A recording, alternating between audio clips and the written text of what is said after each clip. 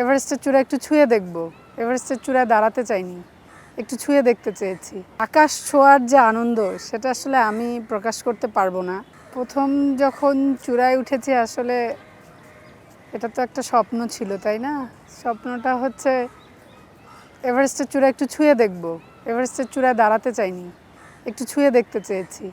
তো এভারেস্টের চূড়া যখন ছুঁয়ে দেখলাম, তারপর মনে হলো একটু আকাশটা ছুঁয়ে দেখি, এর উপরে তো আসলে আর কিছু নেই।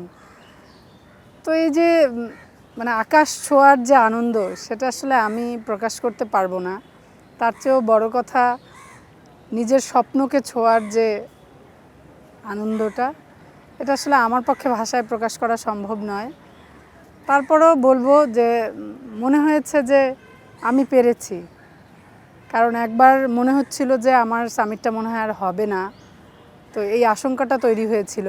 কিন্তু তারপর যখন আসলেই চূড়ায় পৌঁছে গেছি, আমার চোখের সামনে শুধু আকাশ, নিচে পৃথিবী, তো তখন মনে হয়েছে যে আমি পেরেছি, আমি হেরে যাইনি। আশঙ্কাটা হয়েছিল আসলে আমরা ক্যাম্প 2 থেকে ক্যাম্প 3 দিকে রওনা দিয়েছিলাম। আমরা 3 জন ছিলাম। তো আমাদের উদ্দেশ্য ছিল 23 তারিখে সামিট করা। তো তখন আমরা দেখেছিলাম যে ওয়েদার উইন্ডো বেশ ভালো।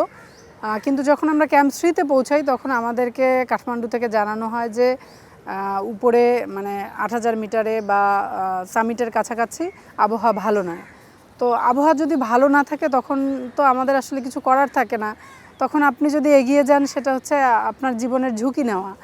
তো জেনে শুনে তো আমরা আসলে এরকম করি না। পর্বতারোহণ করি আমাদের শখ, ইচ্ছে, ভালোবাসা থেকে করি, তার মানে এরকম নয় যে আত্মাহুতি দিতে যাই। তো যখন জানলাম যে আবহাওয়া খারাপ উপরে, তখন আমাদেরকে বলা হলো ক্যাম্প 3 থেকে ক্যাম্প 2-তে নেমে আসতে। কারণ ক্যাম্প 3-তে আমাদের আসলে খাবার দাবার বা আবহাওয়া বা অত উচ্চতায়, ক্যাম্প 3 প্রায় 7000 মিটার উচ্চতায়, তো অত উচ্চতায় আসলে বেশিক্ষণ থাকতে হয় না। তো তখন আমাদেরকে নিচে নেমে আসতে হয়। তো যখন আমি নিচে নেমে চলে আসি তখন তো আসলে অনেক পরিশ্রম অলরেডি হয়ে গিয়েছে। তখন আরও 2-1 দিন রেস্ট নিয়ে তারপর হয়তো আবার যেতে হবে। তো ততদিনে ওয়েদার উইন্ডো কমে আসছে, হয়তো সামিটের সম্ভাবনা আর থাকবে না। তো এই আশঙ্কাটা তৈরি হয়েছিল যে আমার হয়তো আর যাওয়া হবে না।